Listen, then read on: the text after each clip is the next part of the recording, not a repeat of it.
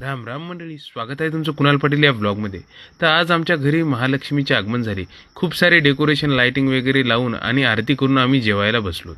आणि जेवणासोबत आमच्यासोबत गोलू पण बसला. खूप एक्सायटेड होता, कारण रोज आमचं जेवण हा ताटात होतं, पण आज आम्हाला जेवणामध्ये केळीच्या पानावर जेवणाचा स्वाद होता. हे मटक्यामधील आंबाड्याची भाजी, पापड, भजे आणि 12 प्रकारची भाजी मिक्स करून अशी मिसळ भाजी होती. राईस पण होता. आणि जेवण म्हणजे असं हे उत्कृष्ट दर्जाचं झालं आमचं, कारण आज हा आता महालक्ष्मीचा सण. तर बघू शकता, महालक्ष्मी तर आज प्रत्येकाच्याच घरी बसलेली आहे. तर आमच्या इथं पण महालक्ष्मी बसली. आणि महालक्ष्मी बसल्यानंतर खूप छान पद्धतीने डेकोरेशन बघू शकता. इकडे भावले, लाडू, चिवडा, केळी आणि हे दिवे. तर खूप छान पद्धतीने डेकोरेशन केलं.